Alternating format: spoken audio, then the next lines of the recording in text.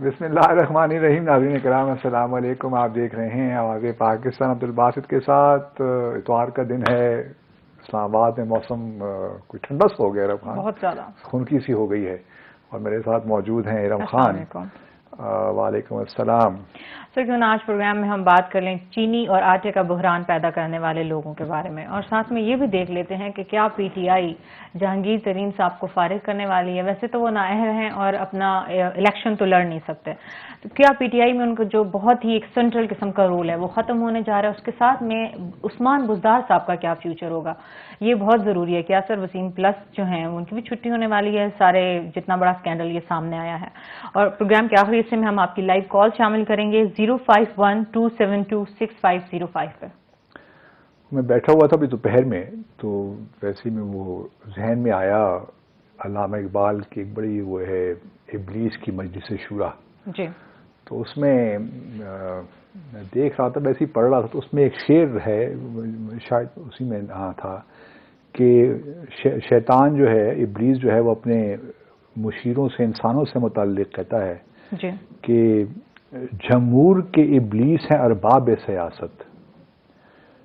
جمہور کے ابلیس ہیں ارباب سیاست، باقی نہیں اب میری ضرورت ہے افلاق. کہ مطلب میری اب ضرورت نہیں ہے، جو لوگ ہیں یہ کافی ہیں. ٹھیک ہے. اچھا، معاملہ شروع کہاں سے کریں سمجھ میں نہیں آتا. دیکھیے، بہت سے لوگ بہت سی باتیں کر رہے ہیں. میں کل سے سوشل میڈیا پہ دیکھ رہا ہوں کہ بھئی اب جہانگیر خان ترین تو گئے ہی گئے، عثمان بزدار بھی گئے ہی گئے. پرائم منسٹر کا ٹویٹ میرا خیال میں سب سے پہلے وہ دیکھتے ہیں، کیونکہ وہ، یا اس سے پہلے تھوڑا سا ناظرین کا بیک گراؤنڈ بتا دیتے ہیں. ہم سب کو یاد ہے کہ پچھلے دنوں چینی اور آٹے کی قیمتیں کہاں سے کہاں پہنچ گئی تھیں.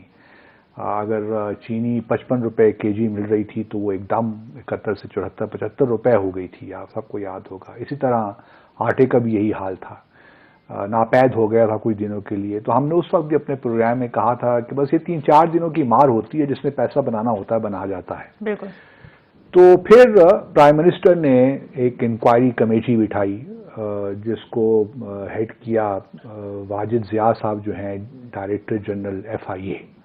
یہ وہی واجد ضیاء صاحب ہیں جنہوں نے اسپیشل انویسٹیگیشن ٹیم جب بنی تھی پاناما لیکس کے بعد، اور جو کہ سپریم کورٹ نے بنائی تھی، تو اس کو اس وقت انہوں نے ہیڈ کیا تھا.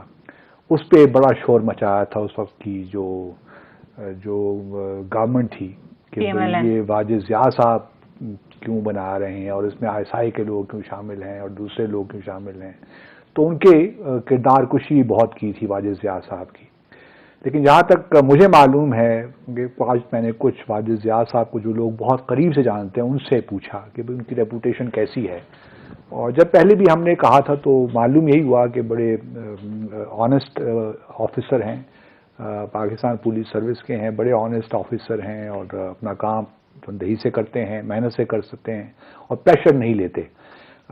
پہلے بھی انہوں نے پریشر نہیں لیا تھا اور اس بار بھی انہوں نے پریشر نہیں لیا تھا. ایک بات کی مجھے خوشی ہوئی ہے کہ شہباز شریف صاحب نے بہرحال جو ٹویٹ کرتے وقت واجد ضیاء صاحب کا ذکر نہیں کیا کہ یہ کیوں، ان کو کیوں بنایا گیا تھا. تو جس کا مطلب یہ ہوا کہ اپوزیشن بھی جو اس وقت حکومت میں تھی وہ ان کی انٹیگریٹی پہ کوئی سوال نہیں اٹھاتی، کیونکہ وہ ان کی رپورٹ کو قبول کر رہے ہیں منوان. اچھا، اب آتے ہیں کہ یہ جب فروری میں ایک کمیٹی بن گئی اور وہ کچھ وقت دیا گیا کہ بھئی آپ اپنی رپورٹ جلدی کمپلیٹ کریں. تو اب یہ دونوں رپورٹ جو ہیں، شوگر کی بھی اور ویٹ کی بھی، وہ دونوں کمپلیٹ ہو کے باہر آ گئیں. اس سے پہلے کہ پبلک ہوتی، میرے خیال میں کل پبلک ہوئی ہیں، تو 16 مارچ کو ایک اور نوٹیفیکیشن ایشو ہوا پرائم منسٹر کی انسٹرکشن پہ. منسٹری آف انٹیریئر نے ایک نوٹیفیکیشن ایشو کیا جس کے تحت اس کمیٹی کو کمیشن بنا دیا گیا ہے، جو کہ اگلے 40 دنوں میں، جس کا مطلب ہے کہ 25 اپریل تک اپنی، کیونکہ اس کمیٹی کا خیال تھا کہ ابھی بہت کام کرنا باقی ہے، کچھ فورینسک، کچھ آڈٹ کرنا باقی ہے، کچھ چیزیں ایسی ہیں جو کہ اتنے کم عرصے میں وہ کر نہیں پا رہے تھے. تو اس ایک کمیشن اب بنا دیا گیا ہے، وہ بھی، اس کو بھی ہیڈ واجد ضیاء ہی کریں گے. اور وہ کمیشن 10 جو ہیں شوگر ملز، ان کا یہ حساب کتاب برابر کرے گا، ان کو آڈٹ کرے گا، ان جا کر دیکھے گا. اور پھر اس کے بعد وہ اپنی حتمی جو ریکمنڈیشنز ہیں یا حتمی جو فائنڈنگز ہیں وہ پرائم منسٹر کو پیش کر دیں گے 25 اپریل تک. ٹھیک ہے. اب ہمیں دیکھنا بنیادی طور پہ شروع ہم کرتے ہیں پرائم منسٹر صاحب کے ٹویٹ سے. ذرا دکھا دیجیے گا ٹویٹ پروڈیوسر صاحب، اگر ہم دیکھ سکیں اس کو تو بڑا اچھا ہو جائے. اب پرائم منسٹر دیکھیے اپنے ٹویٹ میں بڑا واضح طور پہ یہ کہہ رہے ہیں کہ ایز پرومسڈ، جیسا کہ ہم نے وعدہ کیا تھا عوام کے ساتھ کہ جو ہماری پریلیمنری جو رپورٹ ہے ہم اس کمیٹی بٹھائیں گے، رپورٹ جو ہے اس کی فائنڈنگز آپ کے ساتھ شیئر بھی کریں گے. تو اس وقت تک تو میں پرائم منسٹر کو خراج تحسین پیش کرتا ہوں. شاید یہ پہلی دفعہ ہی ہوا ہے ہمارے ملک میں کہ ایک وزیر اعظم نے وعدہ کیا ہو، ایک خاص ایک معاملہ تھا اس کے بارے میں، ایک لوگ پریشان تھے، قیمتیں کہاں سے کہاں جا رہی تھیں، تو انہوں نے سامنے آنے والے نام جو ہیں وزیر اعظم کے خاص نام ہو، اس پہ بھی آتے ہیں نا. اب جلدی کیوں کر رہی ہیں آپ؟ ٹھیک ہے، آہستہ آہستہ. ٹھیک ہے. تو جو ہے اپنا انہوں نے جو ہے وعدہ اپنا پورا کر دیا. ٹھیک ہے، جس طرح آپ فرما رہی ہیں کہ بہت سے قریبی جو ان کے دوست ہیں ان کے نام بھی ہیں اس رپورٹ میں، لیکن بھارت پرائم منسٹر نے بحیثیت پرائم منسٹر ایک قوم سے وعدہ کیا تھا وزیر اعظم کے، اور انہوں نے ایک جو رپورٹ آئی تھی اس کو بغیر کسی تبدیلی کے، بغیر کسی ٹویکنگ کے انہوں نے اس کو پبلک کروا دیا. تو credit goes to prime minister. Second credit goes to Wajid Zia sahab اور ان کی جو ممبر ہیں، 3 یا 4 ممبر ٹیم ہے، کہ انہوں نے کوئی پریشر نہیں لیا. سنا ہے کہ پاکستان شوگر ملز کی طرف سے ہی بہت پریشر تھا اور پاکستان فلاور ملز ایسوسی ایشن کی طرف سے ہی بہت پریشر تھا ان کے اوپر. ٹھیک ہے. لیکن انہوں نے کوئی پریشر نہیں لیا. اور پھر دوسرا پریشر جو ان کے اپنے پیئرز ہیں، اپنے کلیگز ہیں، بیوروکریٹس ہیں، ان کی طرف سے ہی بہت پریشر تھا. But he stood his ground. تو واجد ضیاء صاحب کو بھی، ان کے ساری جو ٹیم ہے کمیٹی کی اور اب کمیشن کی، ان کو بھی ہم مبارکباد پیش کرنا چاہتے ہیں. اچھا، اس میں دیکھیے 2-3 چیزیں تو بڑی واضح ہیں. ایک تو جو ہے ایک چیز یہ بڑی واضح ہے کہ جو کانفلکٹ آف انٹرسٹ ہوتا ہے نا وہ بڑا کھل کے واضح ہو گیا ہے. اور یہ آج کی بات نہیں ہے، یہ جب سے ہمارا پورا سیاسی نظام جو ہے اس میں خرابیاں پیدا ہوئی ہیں تو یہ اسی کا شاخسانہ ہے. جب انڈسٹریلسٹ، فیوڈلز، یہ سارے جن کو ہم بدرافیہ کہتے ہیں، جب یہ انہوں نے زمام حکومت ان کے پاس آیا، جب یہ سیاست میں آئے تو نہ انہوں نے سیاست کو پورا تباہ و برباد کر دیا بلکہ ریاستی جو نظام ہے اس کا بھی تباہ کر دیا.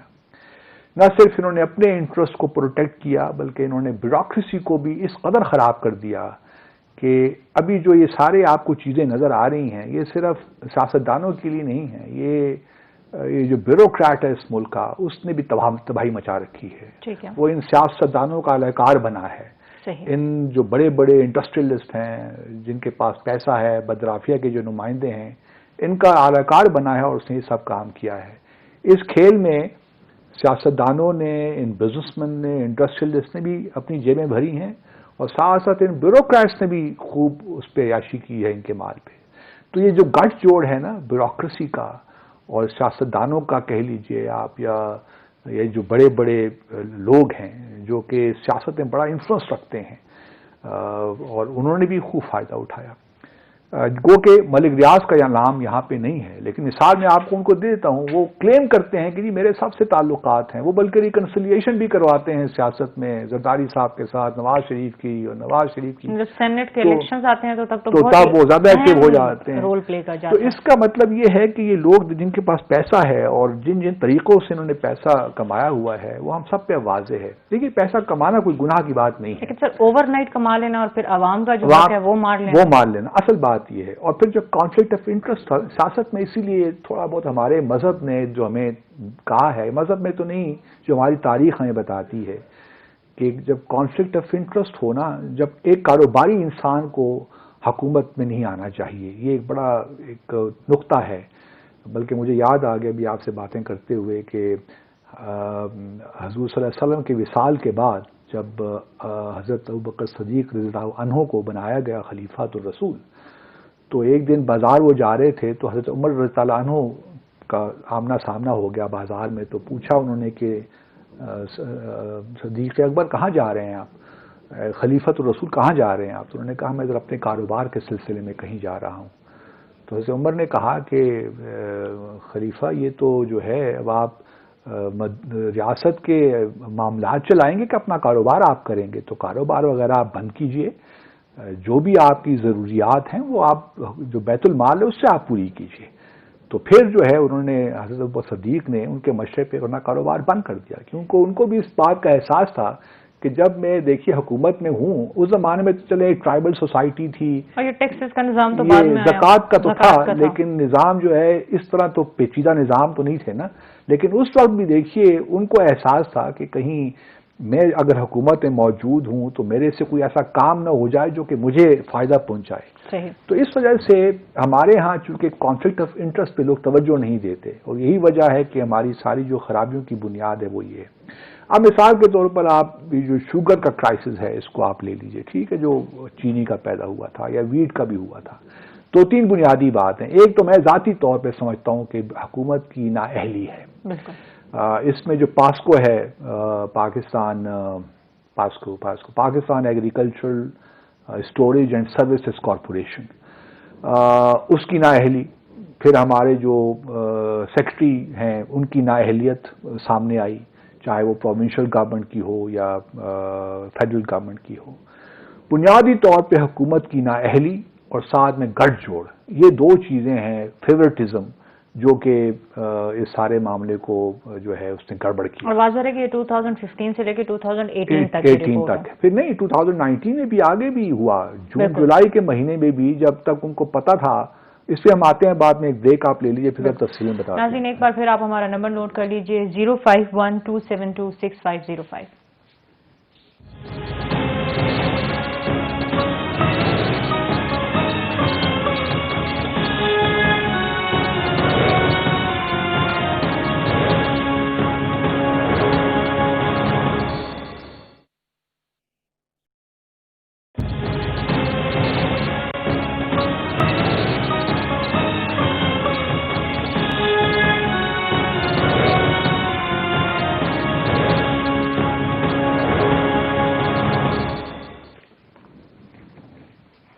ویلکم بیک ناظرین۔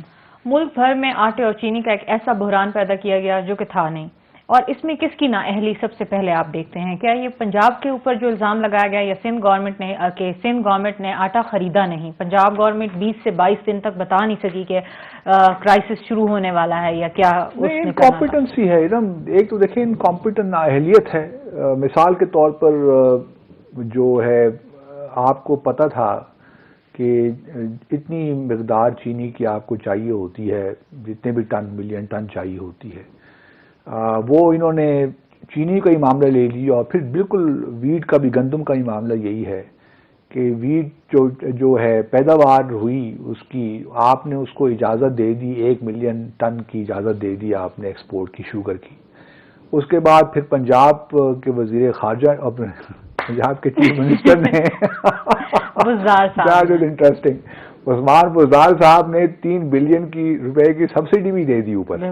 تو ایک طرف جب یہ شارٹیج ہوئی، کیونکہ آپ کے پاس اسٹاک میں تھا نہیں چینی اتنی، لیکن آپ نے 1 ملین ٹن کی اجازت دے دی، ساتھ میں سبسڈی کا پیسہ بھی لیا، اور اس کے بعد شوگر 55 سے 75 روپے ہوئی، اس کا فائدہ بھی اٹھایا لوکلی، ٹھیک ہے، دونوں طرف سے ہاتھ مارا۔ جہاں تک چینی کا تعلق ہے، اس میں کیا جہانگیر خان ترین اور باقی سارے لوگ، اور سنا سلمان شہباز وغیرہ سب کی بھی جو ملے ہیں، خسرو بختیار صاحب کے بھائی ہیں، ان کے رشتہ دار ہیں، مونی سلائی ہیں، تو سارے جتنے یہ سارے لوگ کردار ہیں ہماری سیاست کے، وہ سب اس میں شامل ہیں۔ ہاں، دوسری طرف آپ ویٹ کا دیکھ لیجئے، ویٹ کا پروڈکشن ہی کم ہوئی، یا تو یہ ہوتا نا کہ ویٹ کا جو شارٹ فال تھا اس کو آپ کم کرنے کے لیے باہر سے امپورٹ کرتے، وہ آپ نے کیا نہیں، اور مین وائل آپ نے ایکسپورٹ کی اجازت دے دی۔ 4 ملین ٹن جو تھا وہ پیدا کرنا تھا پنجاب کو، یا جو ہمارا ملک تھا اس میں 3.32 بلین، تو یہ شارٹ فال تھا، تو اس کو شارٹ فال کو میٹ کرنے کے لیے آپ کو باہر سے امپورٹ کرنی چاہیے تھی۔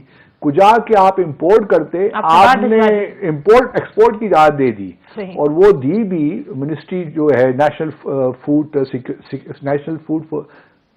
منسٹری فار نیشنل سیکیورٹی اور research, food security and research, انہوں نے جو ہے اکنامک کوآرڈینیشن کونسل کو بھجوایا سمری، انہوں نے اس کو اپروو کر دیا کہ ٹھیک ہے جی، ہمارے حالات ٹھیک ہیں، یہاں پہ بہت ہے گندم، تو آپ اس کو 1 ملین ہمارے پاس سرپلس ہے تو ہم اس کو آگے بھیج دیں۔ اب جب وہ اور یہ جون تک 2019 تک یہ ہوتا رہا یہ معاملہ، یہ بھی نہیں ہے کہ یہ ختم ہو گیا. اور اس دوران تو ہم نے خیر سگالی کے طور پہ افغانستان بھی گندم بھجوائی. تو یہ سارے ہم نے کام کیے ہیں. اب ہم دیکھیے ریسپانسبل کس کو ٹھہرائیں.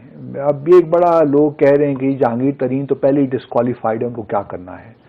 عثمان اب شہباز شریف صاحب کا ٹویٹ دکھا دیجئے پروڈیوسر صاحب، وہ کیا فرماتے ہیں.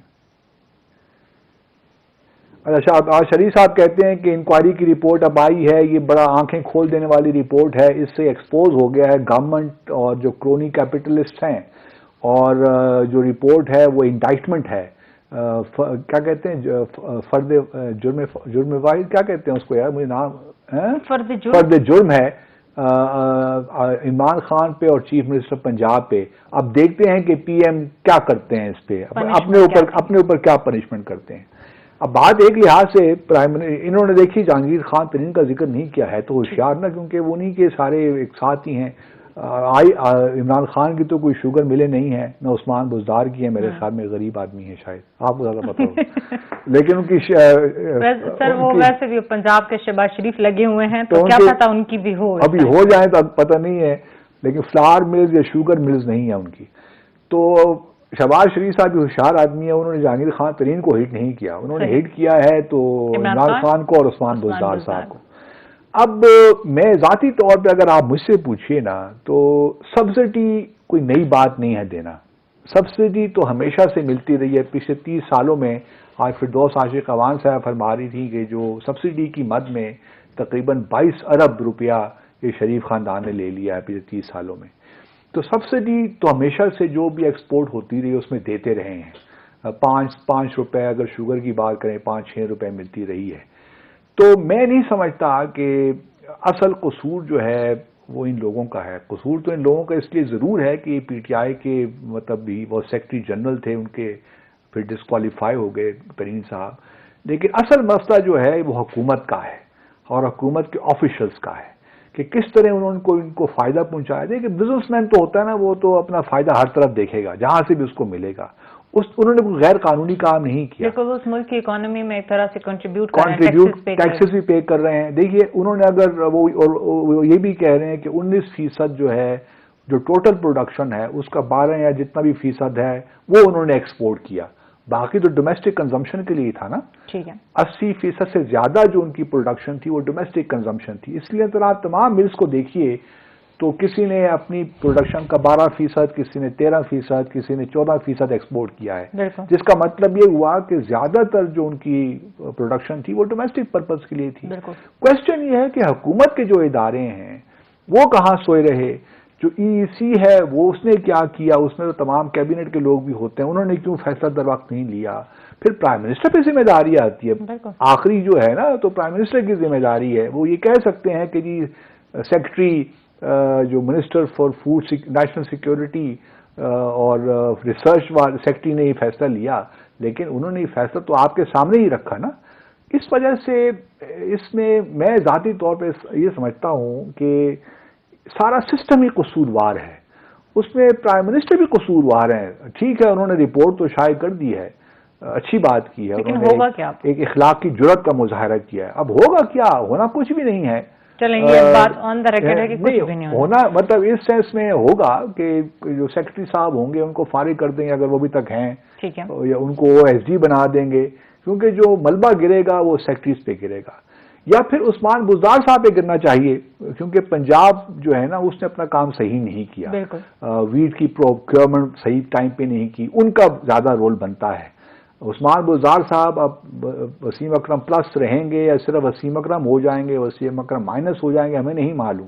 لیکن کوشچن وہی ہے، شہباز شریف صاحب جو بات کر رہے ہیں وہ اپنے زاویے سے ٹھیک کہہ رہے ہیں کہ بزنس مین نے، دیکھیے آپ نے، حکومت نے پرمیشن دی نا، اب حکومت نے کیوں پرمیشن دی یہ اب الگ بات ہے کہ جو 1 ملین ٹن شوگر ایکسپورٹ کرنے کی پرمیشن حکومت نے کیوں دی. آیا وہ جہانگیر ترین کے انفلوئنس میں دی یا کسی اور کے انفلوئنس میں دی؟ کیونکہ سب سے زیادہ فائدہ اگر 50 کروڑ کا یا 56 کروڑ کا ہوا ہے تو وہ جہانگیر ترین صاحب کی ملوں کو ہوا ہے. تو اس میں زیادہ تر فائدہ تو ان کو ہوا ہے، اور باقی بھی لوگ ہیں، خسرو بختیار صاحب کی جو ان کے شمیم صاحب ہیں، بھائی ہیں، بھتیجے ہیں، کیا ہیں، اور انہوں نے بھی 46 کروڑ روپیہ کما لیا سبسڈیز کے زمرے میں. تو فائدہ تو ان لوگوں نے لیا ہے. اب وہ جو فیصلہ حکومت نے کیا ہے دیکھنے کی بات یہ ہے کہ وہ ان کے انفلوئنس میں کیا ہے یا وہ انہوں نے خود اپنی نااہلیت اور نالائقی سامنے لے کر آئے ہیں. صحیح. کیونکہ اور یہ بات بھی اپنی جگہ کہی جا سکتی ہے کہ بہت پاکستان شوگر ملز ایسوسی ایشن اور پاکستان فلاور ملز ایسوسی ایشن یہ بڑا زبردست ایک یہ جو ہے نا دونوں یہ جو کارٹیل آپ نے کہہ لیجئے انہوں نے اپنی یہاں مناپلی برقرار رکھی ہوئی ہے اور انفلوئنس کرتے ہیں حکومت کو. یہ پیسہ بھی لگاتے ہیں یہ سب کچھ کرتے ہیں. اور بیوروکریسی کہاں تک ساتھ دیتی ہے؟ دیتی ہے. بیوروکریسی ساتھ دیتی ہے نا. دیکھیں نا اگر بیوروکریسی ساتھ نہ دیتی تو یہ شوگر اور ویٹ ایکسپورٹ کر پاتے. جبکہ پاکستان کے اندر صورتحال بالکل واضح ہے کہ ہمیں شارٹ فال آ رہا ہے, ہمارے پاس سرپلس نہیں ہے. اور ہم اگر پروجیکشن کریں گے تو اگلے آنے والے مہینوں میں کیا صورتحال ہوگی. تو بیوروکریٹس کو سب پتہ ہے. یہ کوئی پہلی دفعہ تو نہیں ہو رہا نا, پہلی دفعہ تخمینے تو نہیں لگا رہے بیٹھ کے. یہ تو ہر سال یہ کام ہوتا ہے کہ بھئی اگر ہماری 50 ملین ٹن ہماری ریکوائرمنٹ ہے تو پروڈکشن کتنی ہے, اگر شارٹ فال ہے تو ہم نے باہر سے کرنا ہے. کچھ آ کے ہم باہر سے امپورٹ کر کے اس شارٹ فال کو پورا کریں گیپ کو ہم یہاں ایکسپورٹ کرنے کی اجازت دے رہے ہیں اور پھر سبسڈی بھی دے رہے ہیں. بزار صاحب مجھے تو اس چیز پہ حیرت ہے. بزار صاحب کو کیا علم تھا کہ میں یہ کیا کرنے جا رہا ہوں؟ یہ تو واللہ عالم صاحب تو اب جب کمیشن کی رپورٹ آئے گی حتمی 25 اپریل کو تب پتہ چلے گا. لیکن اس وقت یہ بالکل واضح ہے کہ جو ہمارا سارا سسٹم ہے نا, ہمارا سیاسی جو نظام ہے اس بالکل تباہ و برباد بریک پہ جانے سے پہلے اگر آپ ہمیں شارٹلی یہ بتا دیں کہ پی ٹی آئی کا فیوچر کیا ہوگا اس سب میں, کیونکہ جتنے بھی جہانگیر خان ترین صاحب لے کے آئے ہیں کینڈیڈیٹس ادھر ادھر سے پکڑ کے, ہم تو دیکھیں پہلے دن سے یہی کہہ رہے تھے کہ جو الیکٹڈ ہے نا لوگوں ان پہ انحصار کریں. پرائم منسٹر صاحب آپ نے اپنے ارد گرد نان الیکٹڈ لوگوں کو جمع کر رکھا ہے اور یہی آپ کو نقصان پہنچائیں گے. کیونکہ الیکٹڈ جو ہوتا ہے نا وہ پھر تھوڑا بہت مطلب اب خسرو بختیار وغیرہ سارے الیکٹڈ ہیں لیکن یہ سارے وہ لوگ ہیں جو نظریاتی لوگ نہیں ہیں, جو ہر پارٹی میں آئے ہیں. تو یہ سارے بزنس مین ہیں جو چاہتے ہیں کہ ہر پارٹی میں رہیں. اگر وہ نہیں ہے تو اس کا ماما چاچا کم از کم ایک پارٹی میں ضرور ہو. اور انہوں نے اپنے اندر تقسیم بھی کر رکھا ہے. ماما ہے تو پی ایس پارٹی میں, چاچا ہے تو وہی پی ایم ایل این میں ہے, بھتیجا ہے تو پی ٹی آئی میں ہے. جو حکومت بھی آئے ان کے انٹرسٹ کو کوئی زخم نہیں پہنچا سکتا, نقصان نہیں پہنچا سکتا. تو یہ بھی ایک طریقہ واردات ہے ہمارے سیاستدانوں کا, ہمارے جو انڈسٹریلسٹ ہیں ان کا, کہ وہ اپنے جو مفادات کو تحفظ دینے کے لیے کس طرح چالیں چلتے ہیں سسٹم کے ساتھ. کیونکہ سسٹم ہمارا ویک ہے, بیوروکریٹ ہمارا ویک ہے, انسٹیٹیوشنز ہمارے ویک ہیں. اتنا زیادہ پولیٹیسائز ہو چکا ہے ہمارا سارا سسٹم کہ اب اس کو ٹھیک کرنا میرے خیال میں عمران خان کے بس کی بات ہے کہ نہیں. پی ٹی آئی ڈیوائیڈ ہونے جا رہی ہے یا نہیں؟ پی ٹی آئی دیکھیں, پی ٹی آئی میرا نہیں خیال کہ جہانگیر خان ترین کے خلاف کوئی بہت سیویئر ایکشن لیں گے تو آفیشلز کے خلاف لیں گے. کیونکہ اگر جہانگیر خان ترین کے خلاف الیکشن دیں گے بھی کیا, ان کو اور سائڈ لائن کر دیں گے. کیونکہ وہ اس وقت ایگریکلچر جو ایڈوائزری سارا معاملہ ہے نا اس کو وہ فوکل پوائنٹ وہ ہیں جو پاکستان کی زراعت کا ہے, تو اس کو وہاں سے بھی ہٹا دیں گے. زیادہ یہی کریں گے. لیکن مجھے لگتا نہیں ہے کہ ایک دو آفیسرز کو آگے پیچھے کر دیا بس یہ ہوگا. اس کے بعد شور شرابہ ہوگا, قومی اسمبلی میں باتیں آئیں گی, پی ایم کریڈٹ لیں گے کہ میں نے تو پہلی دفعہ کیا. یہ سارے پھر کچھ ممکن ہے کہ کوئی ریفارم کریں اپنے طور پہ. جو پاکستان شوگر ملز ایسوسی ایشن ہے, فلاور ملز ایسوسی ایشن ہے, آئندہ کے لیے شاید کچھ راستہ بن جائے کہ سبسڈی کہاں دینی ہے. تھوڑا سا معاملات کو ٹھیک کرنے میں شاید یہ مدد دے دے. میں اس کو اس طرح نہیں دیکھ سکتا کہ کوئی پی ٹی آئی میں کوئی رکھنے پڑنے جا رہے ہیں. لیکن اگر سمجھتے ہیں کہ عثمان بزدار صاحب انکمپیٹنٹ ہے, فیل ہو گئے ہیں, تو اچھا موقع ہے شاہ محمود قریشی صاحب کو پنجاب بھجوانے کا وزیر خارجہ, کیونکہ ان کا دل اب وزارت خارجہ میں لگ نہیں رہا. ہمیں نظر آ رہا ہے نا کشمیر میں, اس لیے کہہ رہا ہوں. تو ان کو اب چاہیے کہ ان کو لاہور بھجوا دینا چاہیے میرے خیال میں. اور شاید ان کی کوئی میرے خیال میں شوگر یا فلاور مل نہیں ہے. ناظرین شارٹ بریک, اور اس کے بعد آپ ہمیں کال کر سکیں گے 051272650 پہ.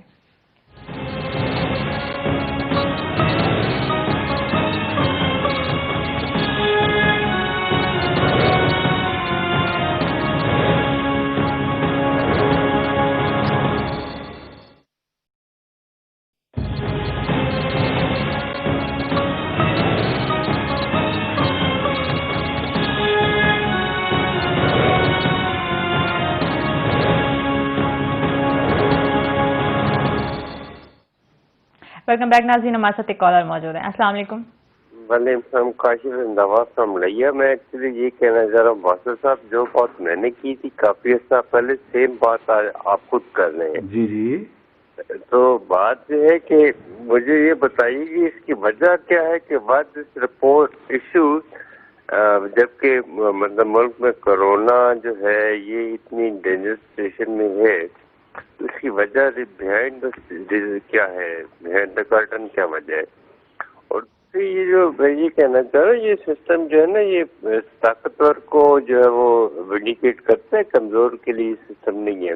विकास सारे जागीरदार बैठे रहे, एक दूसरे के इंटरेस्ट जो है वो इनके आपस में हैं, उनको कम्प्रोमाइज होते हैं। तीसरी बात यह है कि कश्मीर को आपने वाकई सबने निगेट किया हुआ है, पता नहीं उन बेचारों की क्या पोजीशन है। चौथी बात ये मैं कहना चाह रहा हूँ कि आप लोग मतलब जो है अगर डिवीजन करनी है आपने फूड की, तो उसको मतलब आप उसको ना करें कि आप जो प्रीवियस आपका बल्दियाती निज़ाम में जो लोग थे वो भी वही लोग हैं जो ताकतवर लोग हैं हमारे सिस्टम में। एक मतलब हर यूनियन काउंसिल में के सामान भेजा जाए, और अगर हुकूमत करना चाहे तो इट्स वेरी इजी, फौज और पुलिस की मदद से। Thank you very much. बातें तो अब ठीक ही की हैं, अब क्या मतलब मैं तो उनकी हर बात से इत्तेफाक करता हूँ। और ये जो सारा सिस्टम है, निज़ाम है, ये ताकतवरी के लिए है। और कि मकबूजा जम्मू कश्मीर तो गायब हो गया बीच में से। वो तो देखिए कोरोना वायरस की वजह से गायब हो गया। हमारी हुकूमत बड़ी खुशियाँ मना रही है कि OIC सेक्रेटेरिएट ने जो ऑर्डिनेंस अभी इशू हुआ है ना डोमिसाइल, उसके बारे में उसको उस पर बयान इशू किया है। तो चलें इसी बात पे हम खुश हो जाते हैं, शाबाश देते हैं हुकूमत पाकिस्तान को कि आपने एक अजीम कारनामा अंजाम दे दिया है। और इससे इंशाल्लाह इनकी सेक्रेटेरिएट की स्टेटमेंट से मकबूजा जम्मू और कश्मीर आज़ाद हो जाएगा। जी, नेक्स्ट कॉलर को शामिल करते हैं। अस्सलाम वालेकुम। वालेकुम अस्सलाम, बेटे इम्तियाज अस्कर हूं कराची से। जी इम्तियाज साहब फरमाइए। सर, दो छोटी छोटी बातें कंप्लीट होने दीजिएगा। सबसे पहले तो मैं मोदी सरकार से एक बड़ी हम्बल रिक्वेस्ट करता हूं कि मोदी सरकार, पूरी दुनिया पे अल्लाह का अजाब गजब नाजिल हुआ है, प्लीज प्लीज कश्मीरियों को भाई आजाद कर दो। ऐसा ना हो कि तुम्हारे लिए खुसूसी तौर पे इससे बड़ा कोई वायरस आ जाए, फिर तुम अल्लाह से नहीं लड़ सकोगे, अल्लाह तुम्हें निज़्व नाबूद कर देगा। और दूसरी बात, इमरान खान से अपील है कि तमाम प्राइवेट इदारे, सरकारी इदारे, फैक्ट्रियां और जो है, कोई किसी को निकाले नहीं, कोई किसी की सैलरी ना काटे, इस पर सख्ती से अमल दरामद कराए। अगर अच्छे लोग हैं हमारे मुल्क में तो बुरे लोग भी हम, अगर अभी अच्छाई गालिब आई हुई है, बहुत इमदाद कर रहे हैं। तो इमरान खान से ये हम्बल रिक्वेस्ट है कि प्लीज जब इतने सालों पैसे कमाए करोड़ों लाखों रुपए, तो एक दो महीने जो है इसको करें और इंशाल्लाह हम इस मुसीबत से निकलेंगे। आजादी दें, इस्तग़फ़ार करें प्लीज। अस्सलाम वालेकुम। एक बात जो पहले साहब ने लिया से जिनका फोन आया था, वो ये पूछ रहे थे ना कि टाइमिंग क्या है। टाइमिंग तो देखिए, अब उनको एक मैंडेट दिया गया था, तो उन्होंने अपना मैंडेट कमेटी ने किया है ना। तो इस वजह से टाइमिंग के बारे में मुझे नहीं लगता है कोई बड़ी कॉन्स्पिरेसी कुछ हो रही है, कोरोना वायरस की तरफ से तवज्जो हटाई जा रही है, ऐसी भी कोई बात नहीं है। कोरोना वायरस अपनी जगह एक बहुत सीरियस मामला है। पाकिस्तान में 3000 के करीब पहुंच गए हैं तो उस, और डेथ्स भी हो गई हैं, 45 के करीब हो गई हैं मेरे ख्याल में, जहाँ भाग हो गए हैं लोग। और सिचुएशन अभी हमारे यहाँ वो जो कहते हैं ना कर्व अभी फ्लैटन नहीं हो पा रही, नीचे तो दूर की बात है, अभी तो केसेस बढ़ रहे हैं, तो खुदा खैर करे। और फिर इसमें ये भी बात है कि एक दफ़ा ये नीचे जाकर दोबारा रिसर्च भी हो सकता है, यही पॉसिबिलिटी है। जो चाइना में अभी खतरा कहते हैं कि हो गया, कुछ चाइनीज़ लोग ये कह रहे हैं कि दोबारा भी हो सकता है वहाँ पे।